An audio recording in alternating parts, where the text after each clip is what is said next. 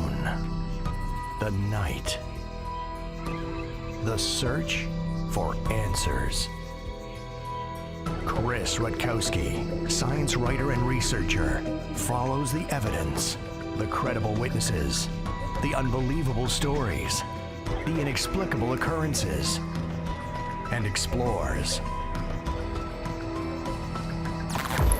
the Strangeness Index.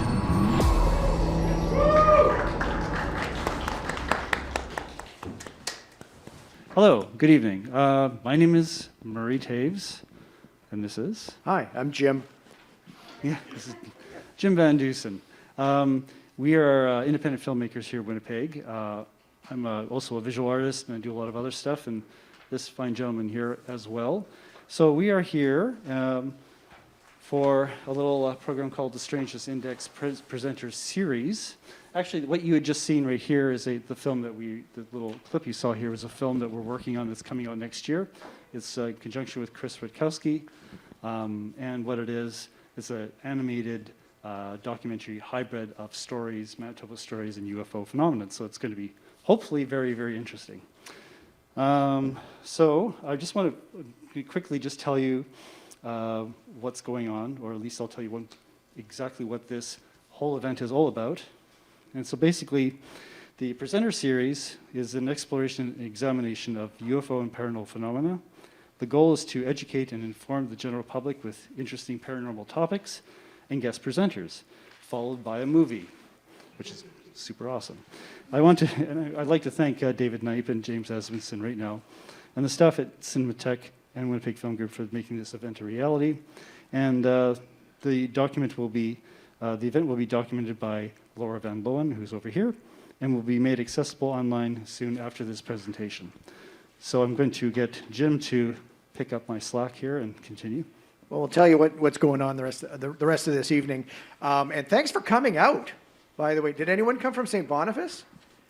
Because if you did, there's like a big power outage. And so like they were going through all that, like the authorities were there and like had to be there at all the lights. Anyways, so much for my crowd work. Let's move on. Yeah. This evening is a buffet of paranormal delights, and it ends with a movie. So I'm going to go backwards here. So the last thing is The Curse of the Man Who Sees UFOs. That is directed by Justin Gaar. Before that, a panel discussion with our special guests, and that is where you can ask any questions that you think of. Before that, you'll get a fascinating presentation by Jason Carignan, the National Chief Investigator for MUFON Canada, about UFO investigation. That's what he does, and he's been involved in the field of ufology for over 20 years. So you're going to get a lot of great stories there. Before that, and right now, this very moment, we are going to hear about the truth about UFOs. This man is a science writer, a UFO researcher. He studied UFO phenomenon for over 40 years. Friends, he's kind of a big deal. Kind of a big deal. When production companies want a UFO authority to comment on something, when they want a speaker to do a presentation, when they want the real deal, they get this guy. And he's here with a presentation right now. It's right out of his next book, which, supply chains and all that, you don't know exactly when that's coming out, but they're looking at next year. And so this is an awesome sneak peek for you tonight. And this is what we're starting with. It's called The Truth About UFOs. Friends, please welcome Chris Rutkowski. Welcome. Oh, that intro better be good.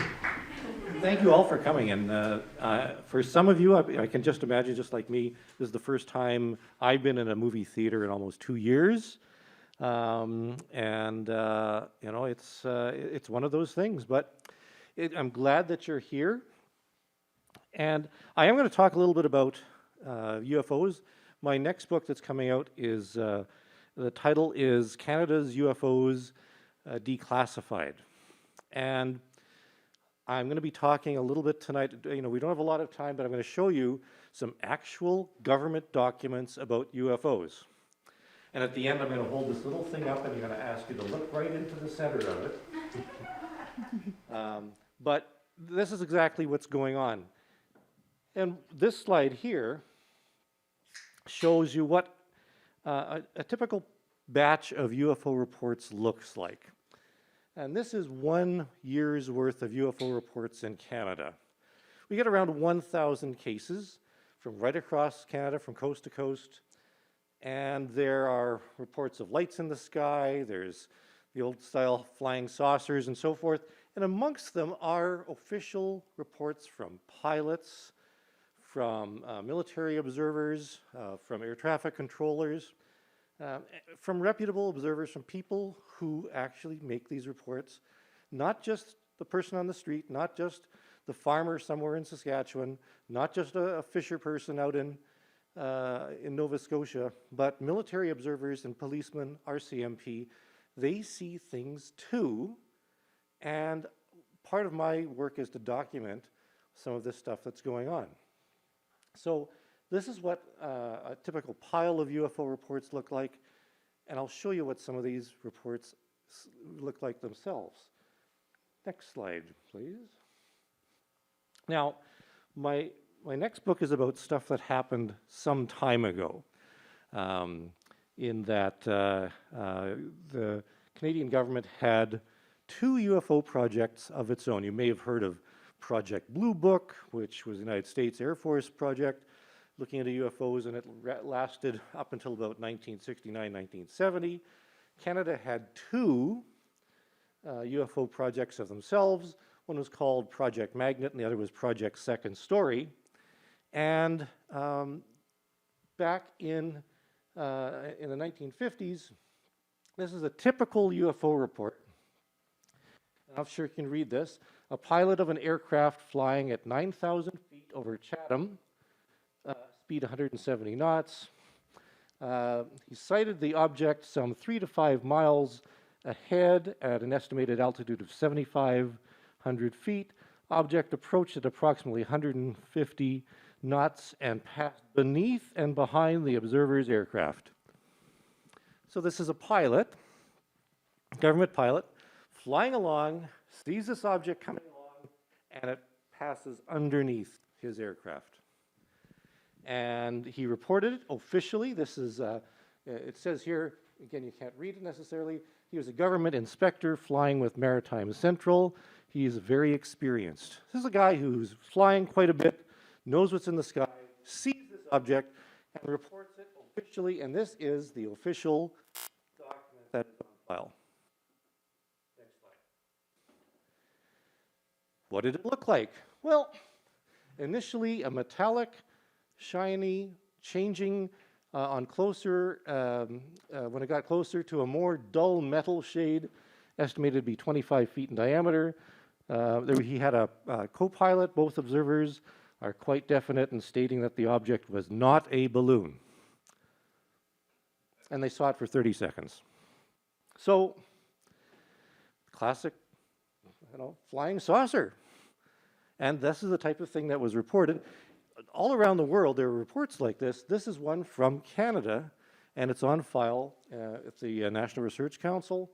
And I've collected these, and I'm looking at some of the better and most interesting ones in my upcoming book. Next slide, please. And this shows you some of the people who are involved in Project Second Story. The Defense Research Board of Canada, minutes of a meeting to discuss flying saucers sighting, 22nd of April 1952. And these are the people involved, people from the Defense Research Board, from the Dominion Observatory, Department of Transport, National Defense, and so forth. Fairly, you've got squadron leader, colonels, doctors, commanders. These are people in their regular daily lives were involved in many military operations, and here they were at a meeting. This is a page from the minutes of this particular meeting. So the government has been interested in UFOs for some time. I mean, we all suspect that. You've heard that the government's covering up. Well, this isn't covered up because we know about it. But there's no question that something is being looked into. Next slide, please. Now, some of you may know about a case that happened out in Falcon Lake here in Manitoba. In 1967, fellow by the name of Stefan Mihalik was doing some rock hounding. It was the May long weekend, 1967, walked into the bush. The really short story is that he had seen a Hollywood-style flying saucer land on a flat rock outcropping not far away. If you know Falcon Lake, you know the type of terrain we're talking about. He watched it for a while, walked up to it, got too close, big blast of hot gas, hit him in the chest, set his clothes on fire, set the pine needles and brush on fire. Thing took off. He went to the Misericordia Hospital emergency room. The case was investigated by the RCMP, by the Royal Canadian Air Force, and a number of other agencies. And after some intense investigation, neither the DND nor the RCMP investigation teams were able to provide evidence which could dispute Mr. Mihalik's story. Although the investigation has been completed, a satisfactory explanation or conclusion is still lacking. RCMP and National Defense couldn't explain this case. Happened here in Manitoba, 1967. They spent many, many person hours. They actually flew helicopters out to the site to survey it from the air. There was radioactive material found at the site, and it's a fascinating case. Happened here in Manitoba, again, documented quite well. Next slide. This one's kind of curious. That same year, 1967. Again, you're not going to be able to read this, but in a pasture area in Duhamel, Alberta, August 1967, they found 4 rings in the ground as though round, large objects settled onto ground depressions, heavier to one side, diameter of 34 to 36 feet, no scorching, and there were even photographs. I think the next slide is one of the photos. Oh, I don't have that photo. That's okay. I was chopping. But you can go to the next slide, as a matter of fact. This is a report from Canadian Forces Base Suffield in Alberta. On-site inspection of reputed UFO landing marks at Duhamel, Alberta. The Canadian government investigated crop circles in Alberta in 1967, and the Royal Canadian Air Force published a document on it. Whereas crop circles, supposedly started in England and then happened elsewhere in the 90s. But in 1967, Duhamel, Alberta, investigated by the Royal Canadian Air Force, National Defense. You don't hear about this. It's not in many history books, or any history books, but this is the documentation of what the government is really doing about UFOs behind the scenes. And whether you believe in UFOs or not, I don't care. These are official documents that exist, and they testify that investigations are ongoing. Next slide, please. It went fairly high up, too. This is the ministerial inquiry. In other words, the Minister of National Defense. So just below the Prime Minister. They had a ministerial investigation into this particular case, these rings. And in view of the recent UFO investigations in Falcon Lake, where the fellow was burned by the UFO, they tested the area for radiation. So because of what happened in Manitoba, all other UFO cases were tested for radiation too. That's where you get this idea that UFOs have something to do with radiation. Next slide. Of course, things have been falling from the sky quite a bit, and most people aren't really aware that back in the 80s, something else fell from the sky, Cosmos 954. A Russian satellite powered by a nuclear reactor fell onto Canada, high in the Arctic.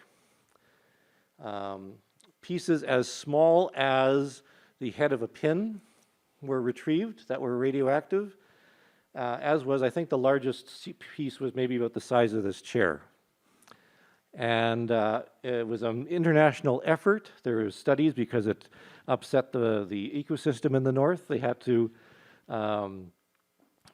test and work with some of the First Nations people and the Innu in the far north, because the area around Great Slave Lake was affected by this. It was an international operation that shows that this is what's done when something crashes to the ground, and you might hear about pieces of Roswell or pieces of UFO debris that are getting some popularity in the media sometimes. Well, this is what really happens when something crashes onto the Earth, and there are intense investigations by national defense of a number of countries. The Americans helped with this and learned a lot about what the Russians were really doing in space and how their satellites worked.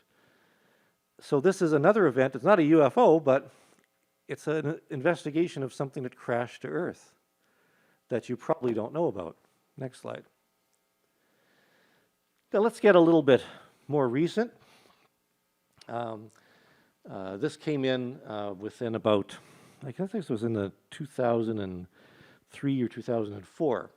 What you're looking at is an actual UFO report, an actual document from NORAD.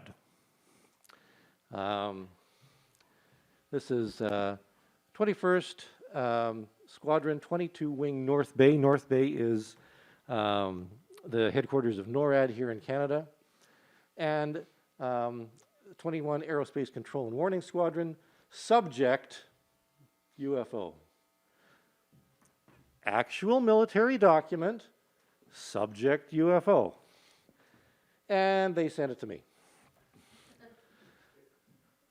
I'll get to that later. Next slide.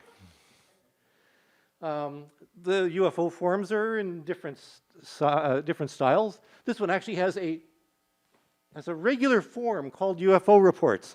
So many UFO reports, you have to make a report form for it that you just fill out. This was February 2009. Identification of reporting aircraft, wing person, captain, I blanked out the name, the tower controller at 4th Wing Cold Lake. The guy who's in charge of keeping track of the aircraft at a military base saw a UFO and reported it on a standardized UFO report form to the military. Gives you an idea that, maybe the military is doing something with UFOs. Next slide. Now, it's not just military pilots. Civilian pilots also have to report UFOs. This is National Defense Flight Information Publication, Flight Planning and Procedures in Canada. This is a fairly old one. This version was from 1999. It's been updated, but it's still on the books. It's still quite accurate. And inside this document, which is required reading and required adhering to by all pilots in Canada, it says, next slide, so you have to make a report immediately upon a vital intelligence sighting of any airborne, waterborne, and ground objects or activities which appear to be hostile, suspicious, unidentified, or engaged in possible illegal smuggling activity. Examples include unidentified flying objects or submarines, if you can't find a submarine, So, it's actually on the books. Pilots have to report these things, and they do. Every year we get reports from pilots. Next slide. Here's another version of the UFO report form. This is 2015. Christmas, 2015. It's from Quebec, Ville de Bien. It was clear at the time. A ball the size of an orange, green, and red, seen for 3 hours, moved west. But UFO reports, Wing Operations Center. Next slide. And this one comes fairly recent. I think this is just a few years old. Again, a service report is a vital intelligence sighting that sometimes reports a UFO.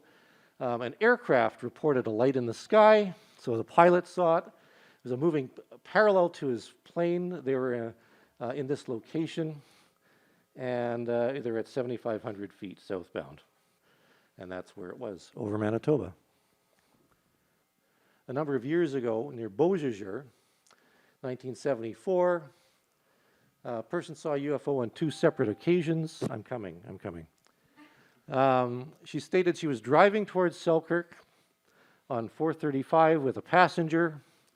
They both saw an object that was approximately 500 feet to the south of their vehicle, appeared to move west. They described it as being oblong in shape, 1 red light at the front and 2 green lights at the rear, which alternated on and off, appeared to be smaller. She stopped, then got out to watch this object.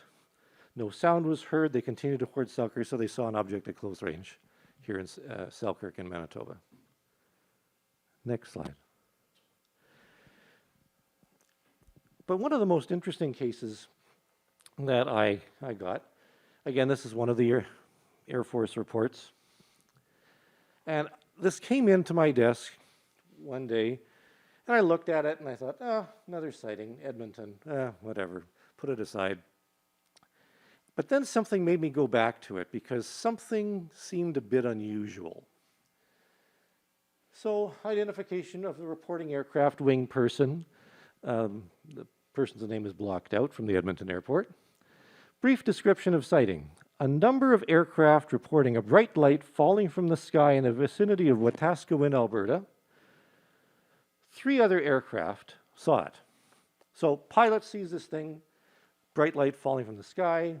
3 other aircraft saw it, so you know something happened. So that's kind of interesting. It wasn't just one pilot, it was 3 other pilots, including the Prime Minister's aircraft, reported seeing a very bright light falling from the sky. So, okay.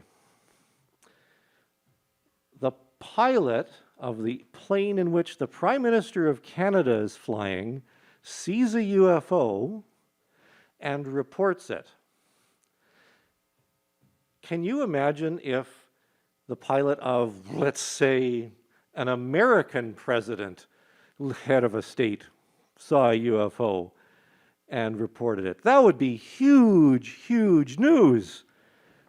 And here in Canada, the Prime Minister's pilot himself, and I can just imagine that the pilot would say, sir, if you want to look out the left side of your the aircraft, do you see anything out there? And when I, of course, inquired with the Prime Minister's office, there was no comment. And I think that's the last slide. If we'll go to the next one. Okay. Now, I do have a short video clip to show you. This video was given to me by an RCMP officer. He was parked on Main Street in Selkirk in 2011, early in the morning. And as he's parked, he sees this light moving in the sky.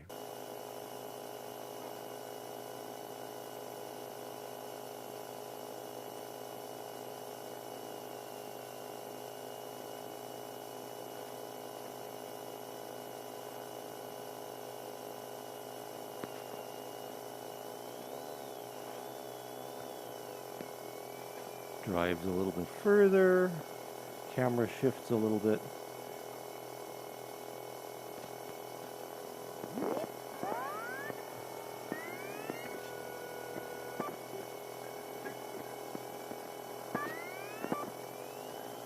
Okay, we can stop her there. Any ideas? Let me ask you. What is that? The RCMP officer had no idea what it was. It's been variously been explained as a charter flight from Winnipeg flying over Selkirk. It's also been explained as a lantern, a paper lantern. You know, you put a little, light it in the bottom and it rises. But nobody seems to have any consensus as to what this was. But the RCMP officer, who we talked to just actually a couple of weeks ago, still has no idea what this was. So this is just a sampling of the official UFO story, not the stuff that you see on popular television necessarily. or in a lot of the documentaries. This is stuff that's close to home, here in Manitoba for the most part, reported by reputable observers, including our CMP officers, and they don't know what these things are. So this, again, gives you an idea, and the Strangeness Index, this is fairly high on the Strangeness Index because it's a reputable observer, we have a video, we don't know what it is. And that's my short presentation for today. Now,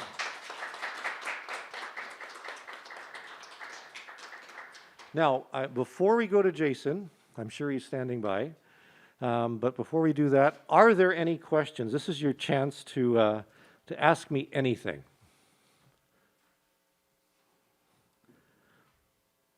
I've completely confounded all of you. That's good to know. Okay, I see a woman over here has her hand up. I'm curious, what's the oldest reported sighting you have encountered? The oldest reported sighting I've found on record, one of the things I'm doing actually is looking for historical cases. And in Manitoba, the oldest case is 1792, Thicket Portage near what is now Thompson, where some individuals were camping out and they saw what was described as a mass of globular light in the sky that fell to the earth with the sound like jelly and hit the earth. That was 1792. In Canada, in general, there are a couple of cases in the 1600s.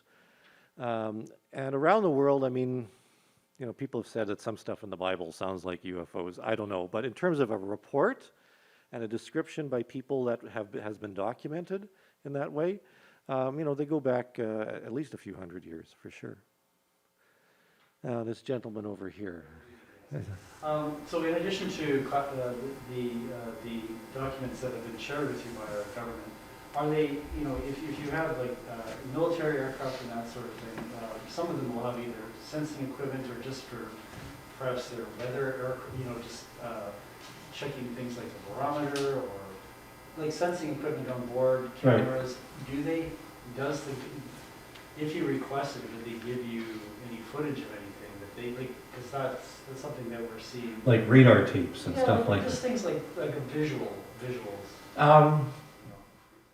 Very rarely, actually, but there are cases in which the radar does pick up stuff. Actually, it's more interesting the other way around, where a pilot will say, I'm seeing something right now, and air traffic control says there's nothing there. Those are the more interesting cases, I think. Yeah. Anybody else? This guy, okay. Do you think that as a culture and society, we're kind of past the point of wondering if this phenomena is happening? Because, I mean, you know, you're showing us these reports, it's on the record, we've gotten disclosure of sorts from the U.S. government and their UAP program in the recent past. Do you think we're hitting a turning point towards fuller disclosure? The question, if you didn't hear, is that with all the stuff you're hearing today about disclosure from the governments, especially the United States, are we getting fuller disclosure? Are we past the point of just speculating about UFOs? Yes, but a lot of the cases that we have information from, especially from the United States, we don't have enough information. Like I'm sure you've seen the video of this little black thing moving around on a screen that was taken with night vision camera. Well, that entire film actually hasn't been made available. And there's things that have been deleted. The pilot sightings are very common. I mean, these are some of the pilot sightings. The pilot reports in the United States are quite spectacular. So there's no question that something's going on. And there's a big debate as to whether this was actually some sort of incursion by another country's drones or something, or maybe it's a military test of the country itself, or is it something a little stranger than that? And we don't know. We don't, as a scientist, you have to say we don't have enough information. We don't have enough data to say things for sure. But there's enough information to say that it's time to take it much more seriously, and I think that's the shift that we're seeing. The public is certainly demanding a lot more information. It does look like there's going to be another investigation in the United States. Blue Book fizzled out in the 70s without anybody agreeing with it. I hope this one that's coming up now United States is going to be a little more positive. Okay, anybody else? Yes, you again, yes. What sparked your interest in the topic? Bourbon. I mean, my background is actually in astronomy. I have degrees in astronomy and education. And in the 70s, when I was starting out, there were a lot of UFOs in Canada and in Manitoba. And I started investigating just out of curiosity, because my astronomy profs had said UFOs are nonsense. And I thought, well, I want to know what's going on. Why are so many people seeing them then? And I ended up talking with many, many people. And I could explain most cases, but there were some cases that were a little unusual, that were strange, and I wasn't sure what they were. And it just sort of snowballed from there. I don't work in a vacuum. I do correspond with serious researchers, investigators across Canada who assist me in the Canadian UFO survey. We bounce ideas off each other and talk with them quite a bit. And a fellow I've got to know over the past year or so, Jason Carignan, he works for, in his hobby, is working for MUFON Canada, one of the large UFO organizations. And, you know, he's going to tell you a little bit about what it's like investigating UFOs in Canada from where he is, from his perspective. So, hello, Jason, are you there? Good evening, everyone. Thank you for having me tonight. My name is Jason Carignan. I'm the National Chief Investigator for MUFON Canada. For those who may be unaware, MUFON is an acronym which stands for the Mutual UFO Network. MUFON as an organization was founded in 1969. Today, with over 4,000 trained investigators across the globe, MUFON has become one of the world's oldest and largest UFO reporting and investigation networks. We also have one of the world's largest online UFO reporting databases that all of our investigators across the world have access to. I've actively been involved with ufology now for just over 20 years. However, it wasn't until about 5 years ago that I wanted to take my research to the next level, and I decided to reach out, and I got involved with MUFON. Due to the time constraints tonight, though, I won't be getting into too much detail, but I wanted to provide a basic overlook of what being, for a lack of a better term, a UFO investigator entails. All of us investigators with MUFON are volunteers. We all volunteer our time, our finances when it comes to purchasing any equipment that we may need to assist with our investigations, or when we need to travel to a sighting location. Saying that, though, the vast majority of reports that we get these days, they can actually be investigated and solved right from home using the information slide from the witnesses. When somebody goes to our website to fill out a sighting report, we provide 4 or 5 pages of questionnaires for them to go through. And that can seem like a bit much, but as an investigator, we're trying to gather as much information as possible of what took place. We want to be able to get a mental picture of what it is that you saw. Sometimes this even consists of having the witness draw pictures for us. Every piece of that information has the possibility to assist us in coming to a final conclusion.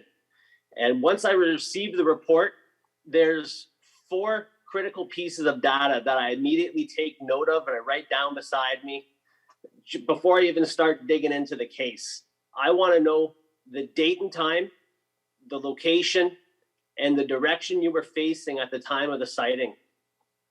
With these 4 items, an investigator can begin looking into the case and start ruling out prosaic explanations.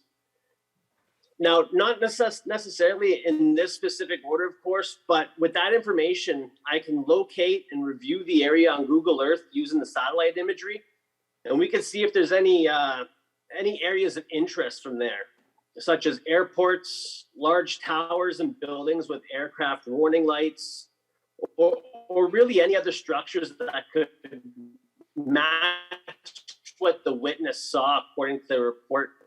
I can also check the flight radar data records to see if what the witness reported was possibly a commercial or military aircraft. I also use astronomy software that will tell me the precise time and when the International Space Station or any other satellite appeared overhead the witness at that time. Along with that, I can see also where the moon was and any other commonly misidentified planet or bright star. Venus is really, really bright tonight. Probably get a couple reports. But for the vast majority of the cases that we get, we can confidently solve what the witness reported from just those critical pieces of information. However, for the cases that those pieces of information just aren't enough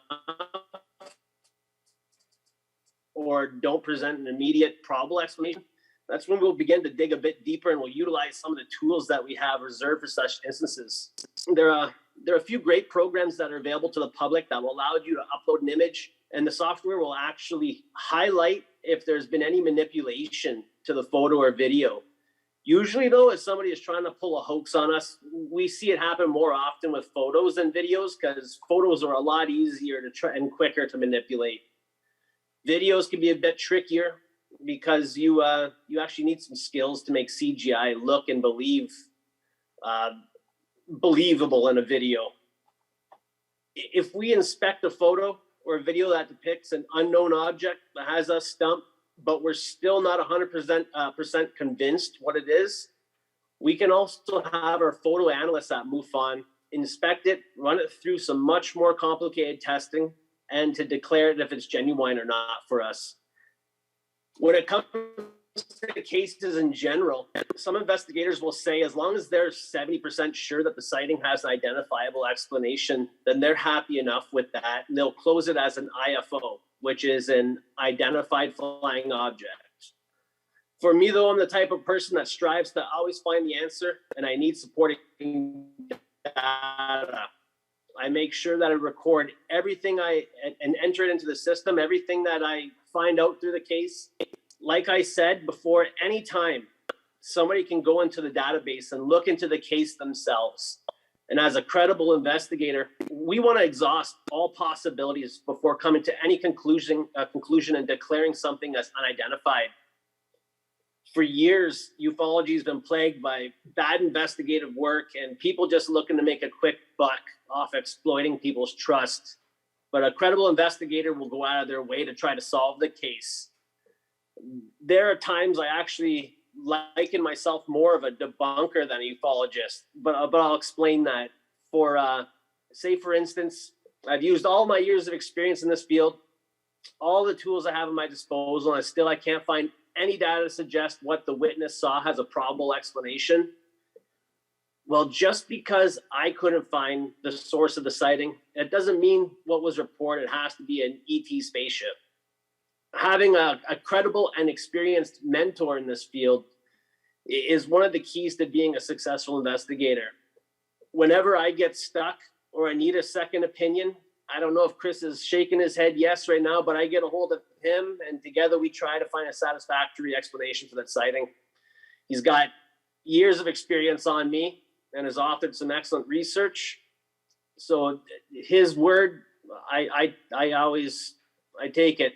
It's an honor to be able to work with him. After all, because my number one priority is to only provide the best quality data and information when investigating any case. And as mentioned a few times now, every investigator with MUFON has access to the database and are free to audit any case they wish. It could be years from now, but you never know who might reopen the case for a second look. It could be another investigator or researcher, or the data could even be passed on for a scientific study. But whatever it is, I want it to be as accurate as possible because my name is also attached to that report. And that's my credibility on the line. And credibility in this field is absolutely everything. Before I wrap it up with you guys, I'd find 95 to 97% of them, which is most often backed up by some supported data to prove that there's life outside our planet. Thank you very much for your time, guys.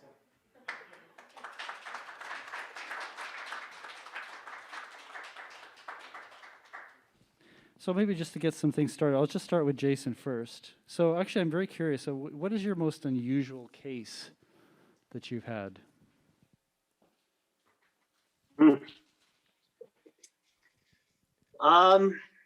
It's not my case in particular, but it's something associated with one of the weirdest cases.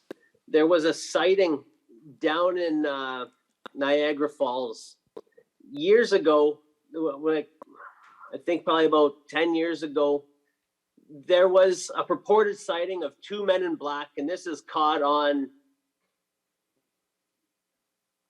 the hotel where it's played on their surveillance system. You can see it on the internet right now.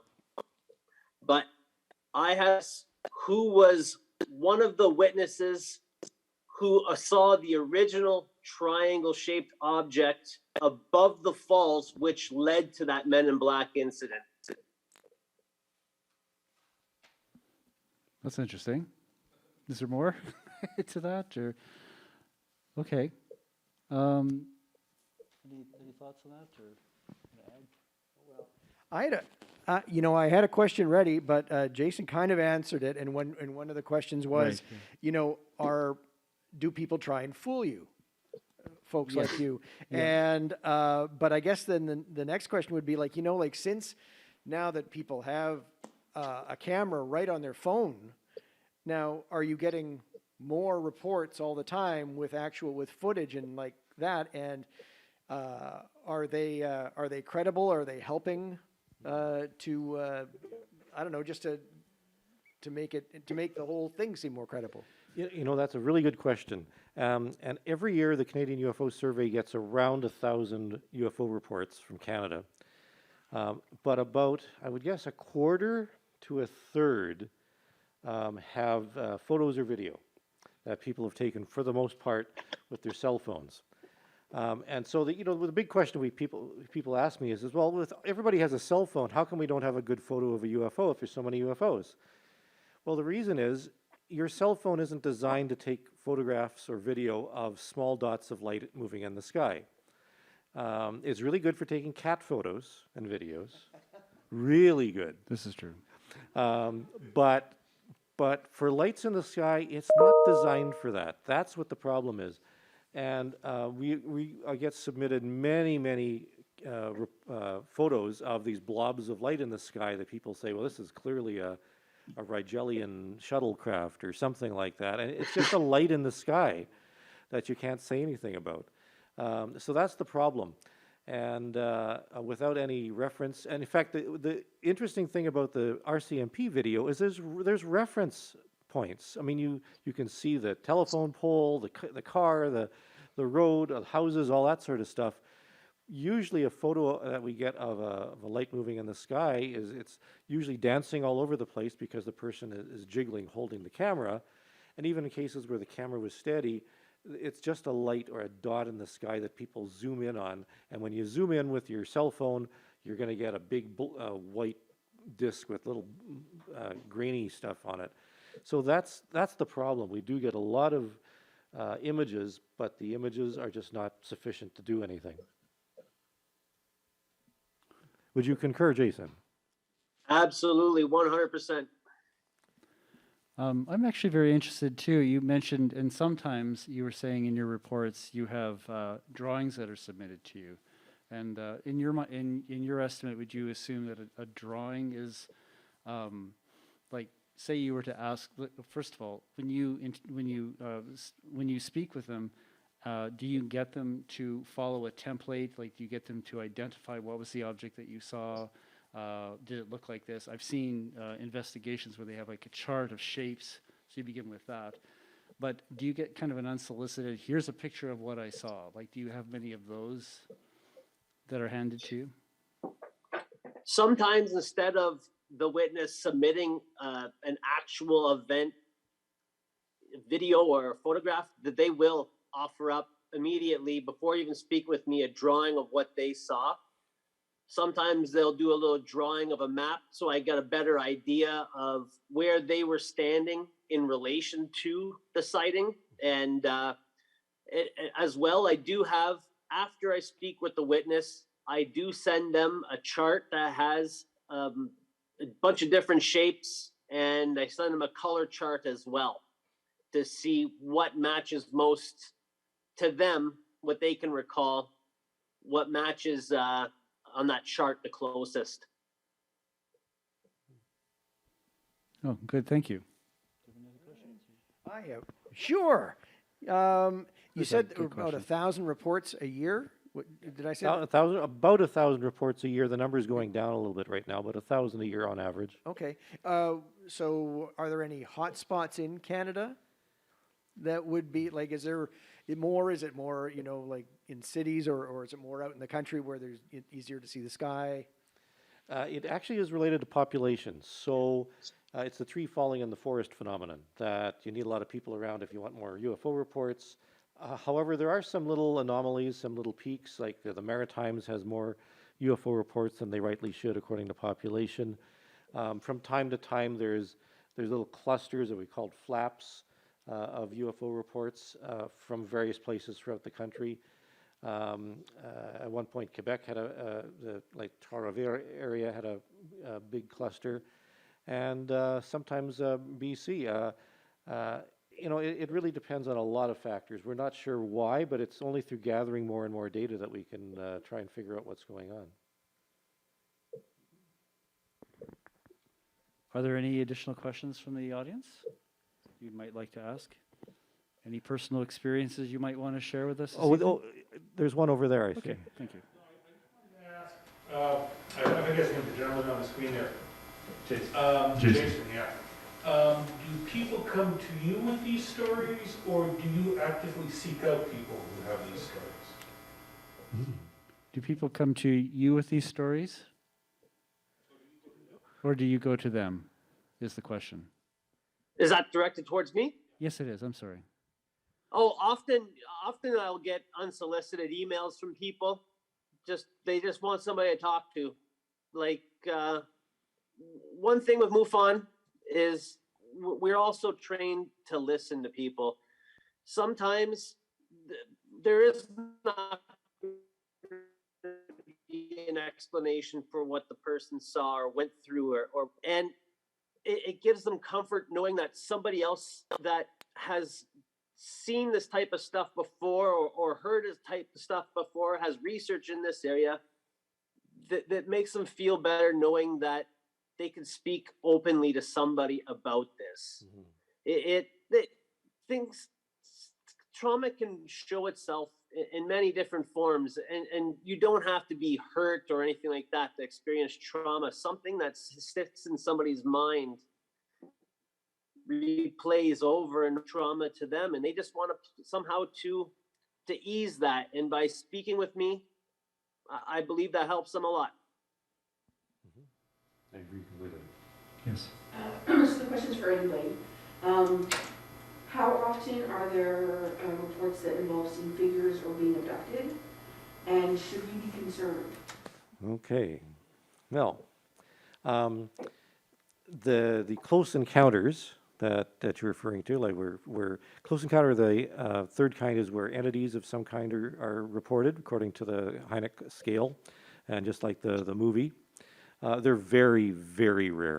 In fact, I'd be hard pressed to think of a case like that that was really predominant over the past few years. They're very, very rare. We do get them from time to time. As for abductions, I mean, I do have people coming to me in confidence, saying that they've had some experiences, and whether it's something that happens, like the classic thing you see in movies where something happens, a creature approaches them in their bedroom or while they're driving, or that type of thing. We do get those from time to time. In fact, one of my books, Abductions and Aliens, is all about cases like that. And I actually facilitated a support group here in Winnipeg for a while. I was working closely with clinical psychologists to help relieve anxiety and things like that. But they're very, very rare, and I don't think there's anything to fear necessarily.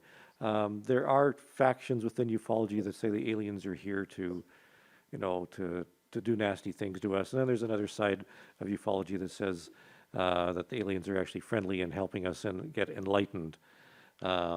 In which case they really got their work cut out for us. Have you seen what's going on these days? But I wouldn't. I personally wouldn't, because you probably do have control over what's going on. It's a personal experience, but you do have control over what's going on in your life. So I personally would not say that. What about you, Jason? I haven't heard of a credible abduction. We get the reports often, but they're often hoaxes as well. So people are just trying to make jokes with some vulgar punchline put into there. But out of the abduction reports that I have investigated, it's not a nice experience, but it's not a negative experience at the same time. Like, I haven't heard of anybody being physically hurt or anything like that. If anything, it's actually opened up the witness's mind, is from what they tell us. Like, they have a new appreciation for life, or have a different perspective on the things around them. But as for being hurt or anything like that, and as of recently, I haven't heard of any legitimate abduction case recently, or anybody getting hurt.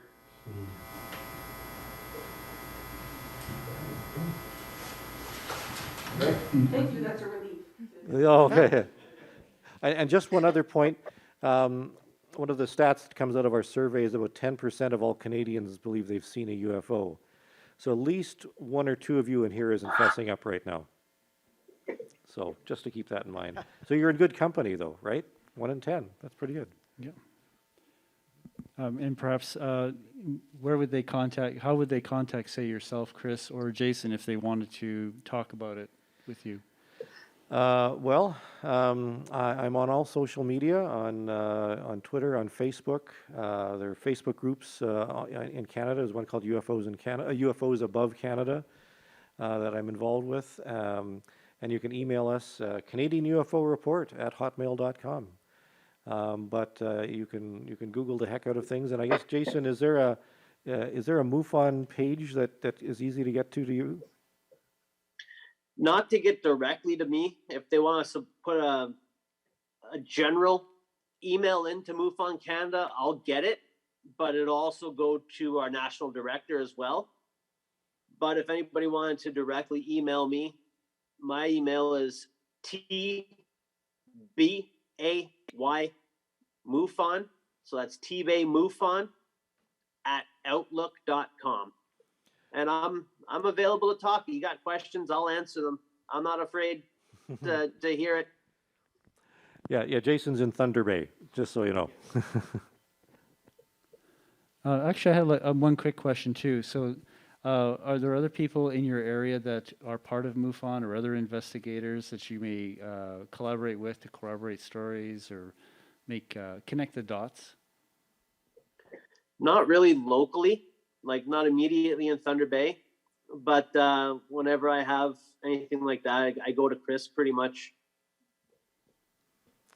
Yeah, we're few and far between across Canada. There used to be at least 1 or 2 UFO investigators in every province, and that's not necessarily the case anymore.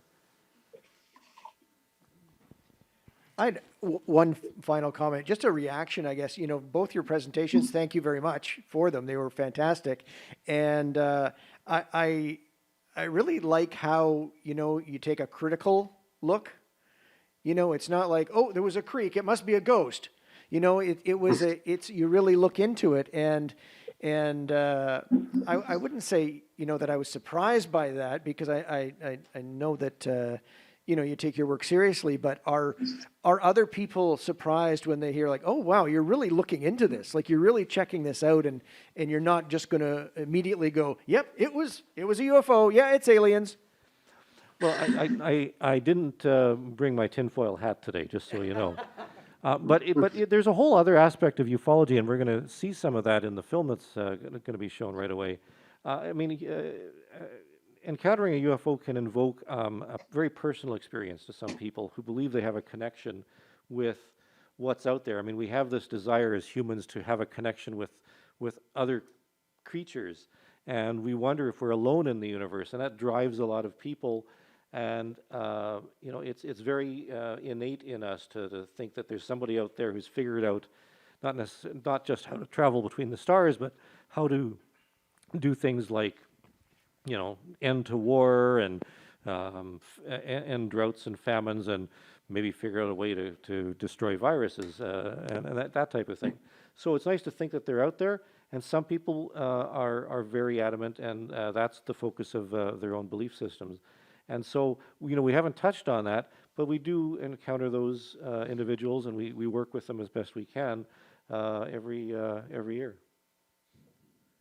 Well, thank you both for what you do and your presentations tonight. Thank you very much. Thank you.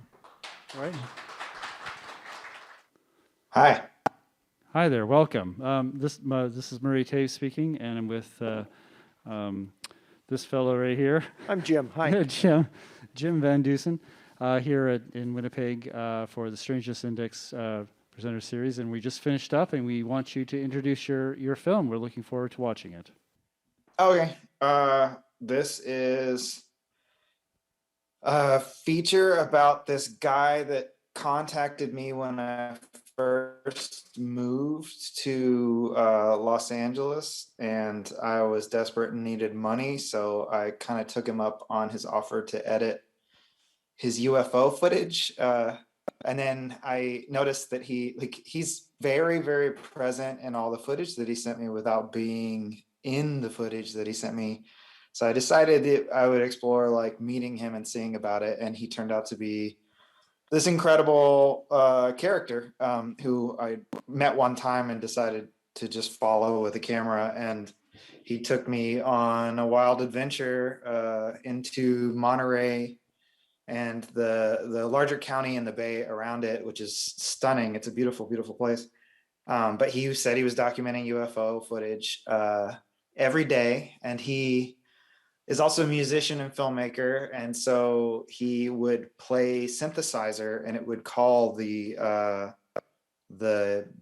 aliens, and they knew him, and he trusted them. And it's a very complicated relationship, obviously. And I got really into exploring that and kind of looking into who he was and like his backstory. And you'll see a lot of like crazy stuff in the film itself. I am first a skeptic and went into this as a skeptic, and then you know, I don't know where I land now.